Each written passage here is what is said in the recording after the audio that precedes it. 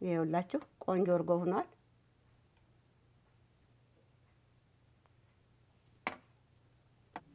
ተመልካቾቼ እንደምን ዋላችሁ? ዛሬ የምሰራው የእርጎ አሰራርን ነው። ምን አይነት እርጎ? የአሜሪካንን እርጎ።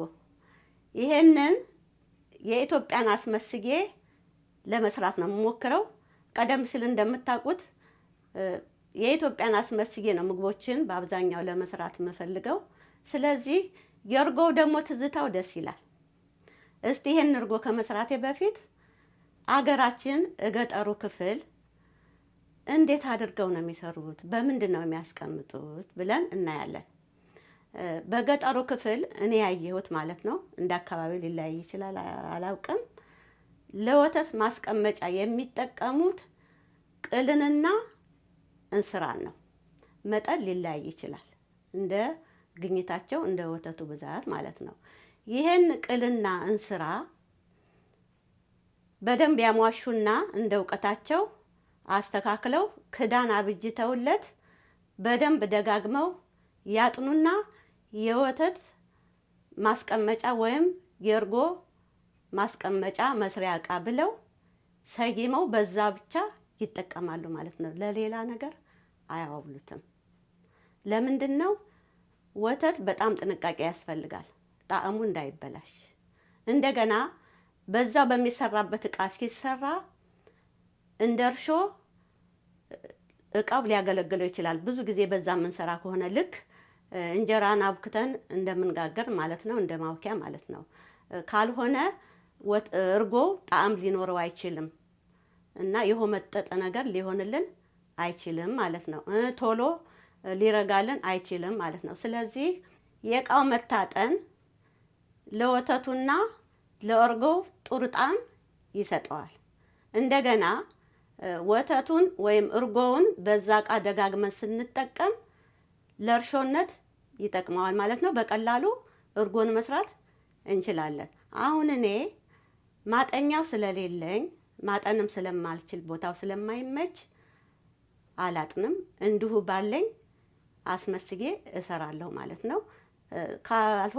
ካልሆነ እንደ ኢትዮጵያ ይሁንና እርጎ አይሰራም ልንል አንችልም። ባለን እንሰራለን ማለት ነው። አቅርብ ያለው የሚያስፈልጉትን ነገሮች ለዛሬው ስራ አሳያችኋለሁ። ዛሬ የምሰራውን እርጎ በሁለት አይነት መንገድ ነው ማሳያችሁ። ያ ማለት በሁለት አይነት ክሬም፣ ምክንያቱም አንዱን ብታጡ በአንዱ ትሰራላችሁ ብዬ ነው። እና ይሄኛው ሳወር ክሬም ነው የሚለው፣ ይሄ ደግሞ ሄቪ ክሬም ነው። ይሄ ሄቪ ክሬም የፀጉር ቅቤ ስሰራ በዚህ ሰርቼ ነው ያሳየኋችሁ። በአብዛኛው ቅቤ አለበት ማለት ነው ይሄ። ስለዚህ ለጣዕምም ቆንጆ ነው። እኔ ብዙ ጊዜ በዚህ እሰራለሁ ባገኘሁት በቀረበኝ ማለት ነው። ቀጥሎ እንግዲህ ዋናው የሚያስፈልገው ምንድን ነው? ወተቱ ነው። ይሄ ሆል ሚልክ ወተት ነው። በሆል ሚልክ ወተት ነው የምሰራው። መጠን እንደ ፍላጎታችሁ ነው። እኔ ሁለቱን አቅርቤያለሁ ማለት ነው። ይሄኛው ለእርጎ መስሪያ ያዘጋጀሁት ዕቃ ነው። ይሄ ደግሞ ብርጭቆ ለመለኪያ ነው። ለክተን ብንሰራ ጥሩ ስለሚሆን ማለት ነው። ስለዚህ አሁን ስራችንን እንጀምራለን። አሳያችኋለሁ። አሁን ወደ ምድጃ መተን ስራችንን ስንጀምር እሳቱን እንለኩሳለን። መጀመሪያ በጣም ኃይለኛ መሆን የለበትም፣ ቀስ እያልኩኝ ስለማሞቀው ማለት ነው።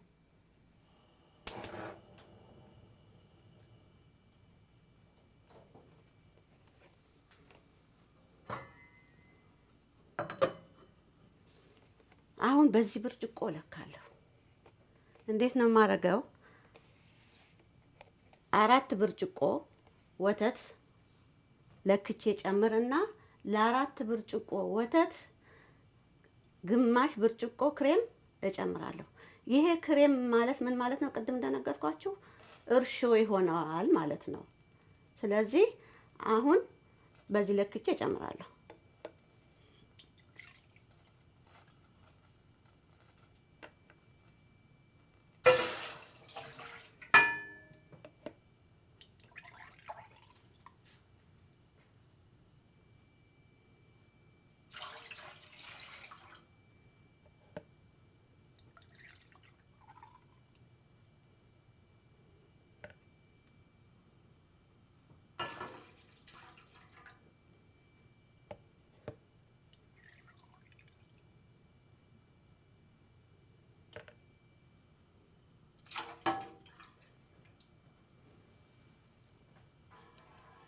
ከዛ በኋላ ወተቱ ሞቅ እስከሚል ድረስ እዚሁ ሆኜ አማስላለሁ ቶሎ ቶሎ። አሁን እንግዲህ ወተቱ መሞቅ ስላለበት እንዲሞቅ አድርጌ ተከታትዬ እያማሰልኩ ነው ማለት ነው። ስለዚህ በጣምም እንዳይፈላ በጣምም ለብ እንዳይል መካከለኛ ላይ እንዲሆን እየተከታተልኩኝ አሞቀዋለሁ። እንዴት እንደሚበቃው መሀል ላይ በምን ምልክት እንደማቅ አሳያቸዋለሁ። እስከዛ እኔ አማስላለሁ። ጠብቁኝ እናንተ ደግሞ። አሁን እንደኔ አሰራር በትክክል ሞቆልኛል ብዬ የማቅበት መንገድ ትንሽ እንደዚህ ያደርግና እጄ ላይ ጠብ ሳረግ የማቃጠል ስሜት ይሰማኛል። በዛን ሰዓት በቃው ብዬ አወጣለሁ ማለት ነው። አሁን ሞቅ ብሏል፣ ጨርሻለሁ። እሳቱን ቀነስ ስላደርግና ልንገራቸው ማለት ነው። ከፍሪጅ የወጣ እርጎ አይሆንም። ከፍሪጅ የወጣ ወተት እርጎ አይሆንም። እኔ ከፍሪጅ አውጥቼ በሳት ሳይሆን እስቲ ከፍሪጅ ውጪ ይቆይና ልክ ወዲያው እንደታለበ ወተት ይቆጥረው እንደው ብዬ ልክ እንዳገሬ ቃላ አድርጌ እርጎ ላረገው ሞክሬ ነበረ፣ ግን ሊሆንልኝ አልቻለም። ስለዚህ ምንድነው ሊሆን የቻለው? ልክ አሁን ባሳየኋችሁ መልክ በደንብ ሞቅ እስከሚል ድረስ እንዲህ ያማስልና በሚቀጥለውን ስራ ያው አብሬ ያሳያችኋለሁ። በዛ መልኩ የሰራሁት እርጎ ጥሩ ሆኖልኛል። አሁን ይበቃዋል። ቅድም እሳቱን ቀንሻለሁ ማለት ነው። በቃ ያንን እንዲቀዘቅዝ አደርገዋለሁ። ሌላውን ደግሞ ቀጥዬ እሰራለሁ ማለት ነው። እንደዚህ አሞቀዋለሁ ለአንዱ።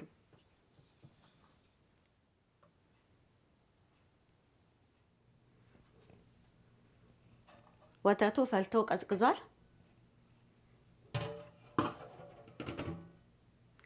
ለመቀዝቀዝ 5 ሰዓት አካባቢ ፈጅቶብኛል። የውጭውና የቤቱ ሙቀትና ቅዝቃዜ በጣም ቀዝቃዛ ስለሆነ ነው። ከዛም በላይ ሊቆይ ይችላል፣ ከዛም በታች ሊሆን ይችላል። ዋናው የሚወስነው የአቀዛቀዙ ጉዳይ ነው። ለምሳሌ ይሄንን እኔ ውጭ 5 ሰዓት 6 ሰዓት ድረስ አቆይቼ ከማቀዘቅዘው ለምን ፍሪጅ ውስጥ አልከተውም ብላችሁ ብትሞክሩ፣ እኔ አልሞከርኩም እንደዛ። ምናልባት የፍሪጁ ቅዝቃዜ በጣም ስለሚጎዳው ቶሎ እርጎውን ላይሰራው ይችላል ማለት ነው፣ ወይም ላይረጋ ይችላል ማለት ነው። ዞሮ ዞሮ መሞከር ነው። እስቲ ሞክሩት ይሄንን እና አሁን እገለብጠዋለሁ።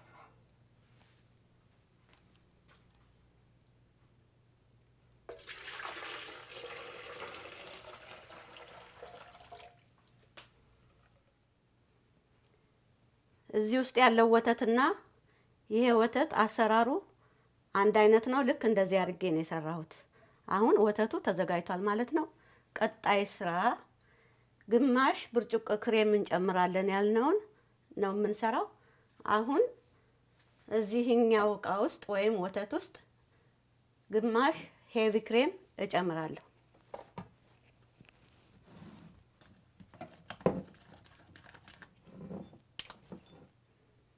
አሁን በግምት ነው የማደርገው።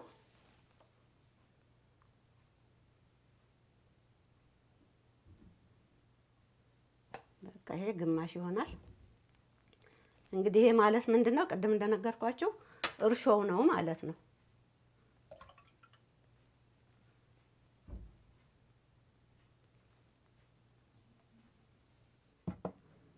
አሁን ደግሞ የሚቀጥለው ወተት ውስጥ እጨምራለሁ።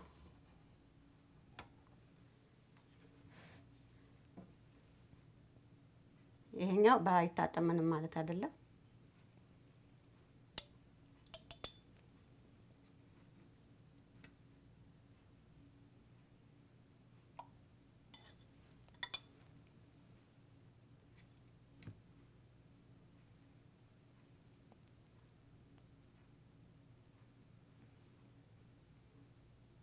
ይሄ ግማሽ ይሆናል።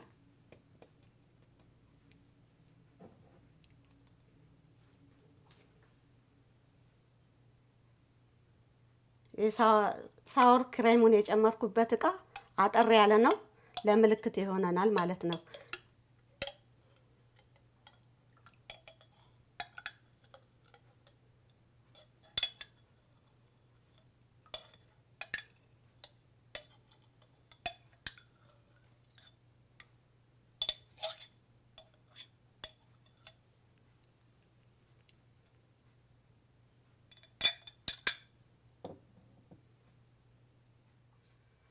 አሁን ወተቱና ክሬሙ መቀላቀል ስላለበት እንቀላቅለዋለን።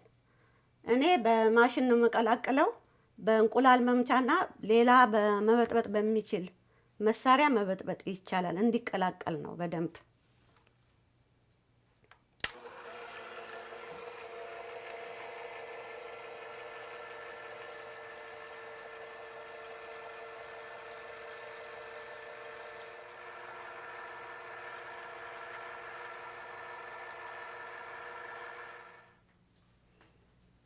አሁን እንግዲህ እርጓችንን ለመስራት አዘጋጅተናል ማለት ነው።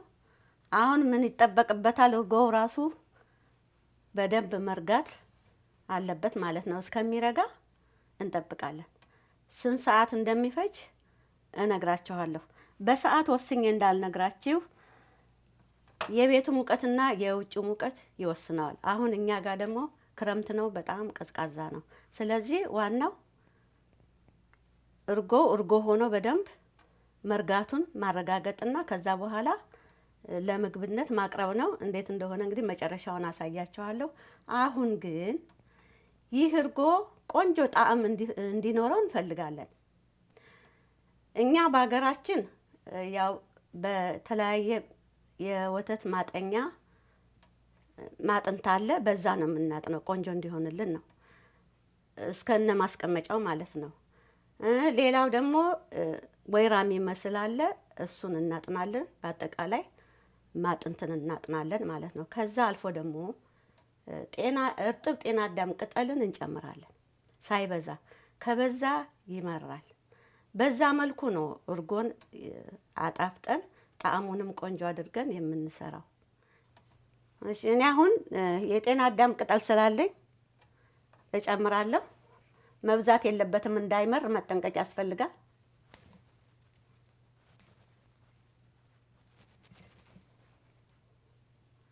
ይሄ ይብቃው። ንጹህ ነው፣ ታጥቧል፣ ንጹህ መሆን አለበት። አሁን እንደዚህ ያደርግና አብሮ እንዲቆይ ያደርጋለሁ ማለት ነው። እንግዲህ ጤና አዳም ከሌለ ደግሞ የሎሚ ጭማቂም ቆንጆ ነው። የሎሚም ቆዳ ቆንጆ ነው። ነጭ ሽንኩርት ተልጦ ታጥቦ እሱንም መጨመር ይሻላል ባዶውን እርጎ ከመስራት። ሌላም ደግሞ እናንተ የምታውቁት ካለ መጨመርና ማጣፈጥ ትችላላችሁ ማለት ነው። አሁን ይሄንን ክድን አደርግና እስከሚረጋ ድረስ እጠብቃለሁ። ምን ያህል ሰዓት እንደቆየብኝ እነግራችኋለሁ።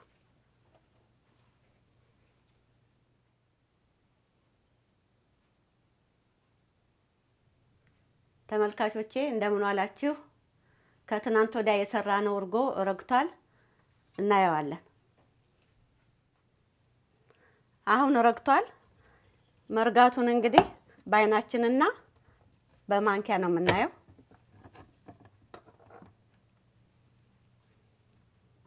ይሄውና መርጋቱን የምናየው እንዲህ ዘንበል ስናረገው እንደ ውሃ አይንቀሳቀስም፣ ረግቶ ቁጭ ይላል ማለት ነው። ስለዚህ ይሄ በትክክል ረግቷል። ይሄኛውን ደግሞ እኔ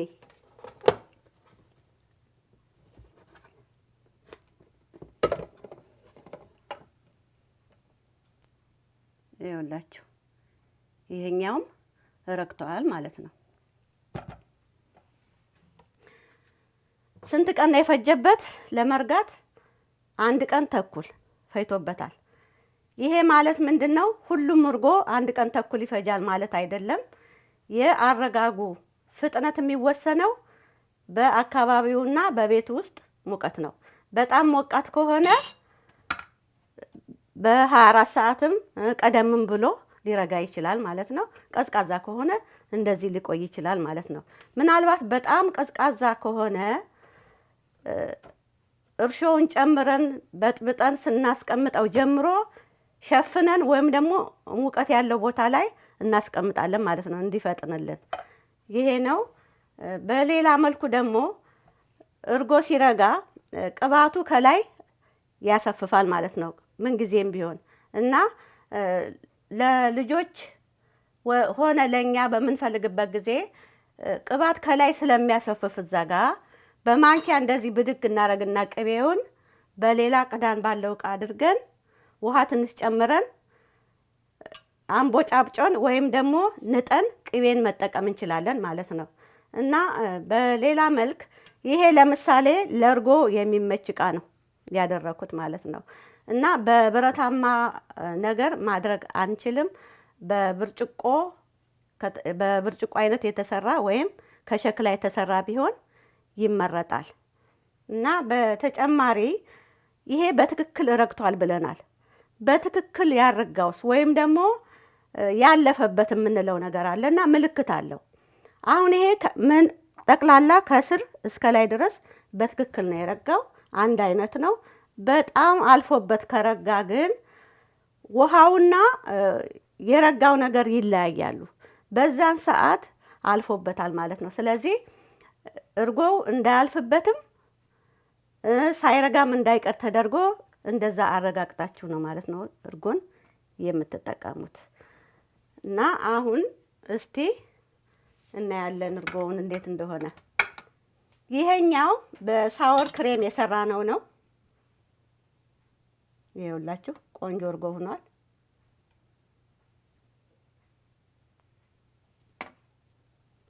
ጤና አዳሙን አላወጣውም፣ አብሮ ይቀመጥ።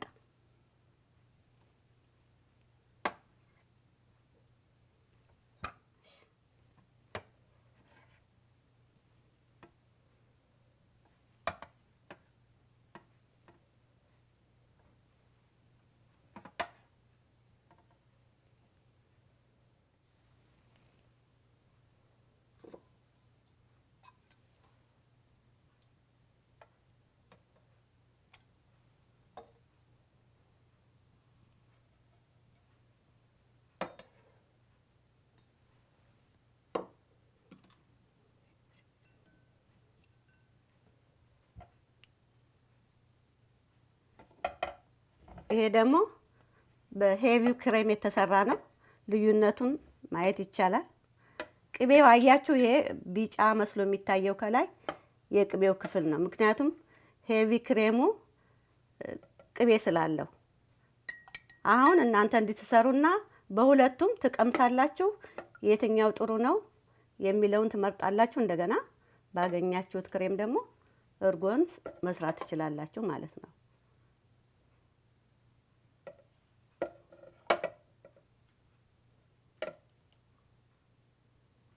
እዚህ ላይ ስትቆነጥሩ ቀስ ብላችሁ ገመስ እያደረጋችሁ ነው የምትቆነጥሩት። ይቀጥናል በጣም ከተንበጫበጨ ማለት ነው። እንደዚህ እንደ ልብ እንደወጥ ቅድት አይደረግም። እርጎ ሲቀዳ ቀስ ብላችሁ በተራ ከዚህ ግማሽ ጀምራችሁ ከሆነ በዚሁ መጨረስ።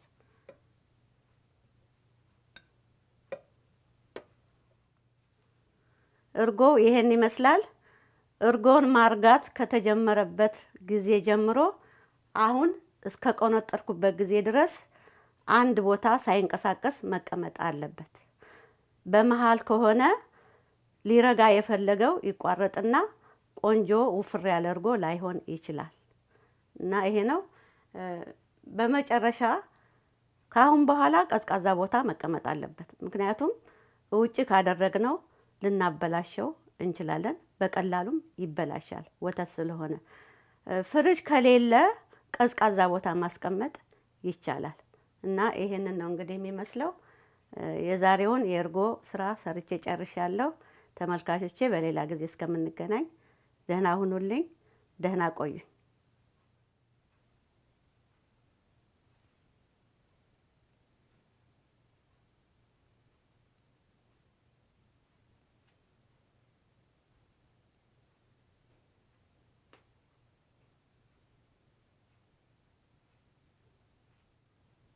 ተመልካቾቼ እንደምን አላችሁ? ከጥቂት ቀናት በፊት እርጎ ሰርቼ አሳይቻችሁ ነበር።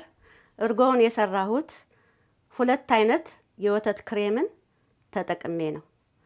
አሁን ግን ይህ አጠገቤ ያለው እርጎ የተሰራው በክሬም ሳይሆን በሰራሁት እርጎ እንደ እርሾ ተጠቅሜ ነው።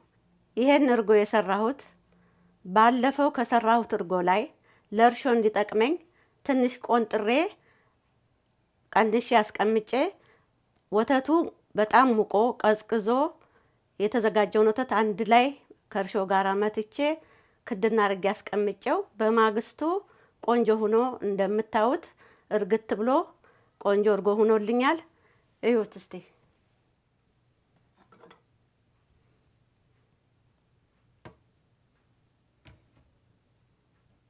የሁላችሁ ቆንጆ እርጎ ሆኗል። እንግዲህ ለሌላ ጊዜ እርጎ ስትሰሩ ከሰራችሁት እርጎ ላይ ትንሽ ትንሽ እየቀነሳችሁ እንደ እርሾ እየተጠቀማችሁ እርጎን መስራት ትችላላችሁ ማለት ነው። በክሬሙ ፋንታ ወይም ደግሞ ክሬሙን ብታጡ በዚህ መጠቀም ይቻላል ማለት ነው። እና ይሄን ይመስላል። ቆንጆ ሆኗል።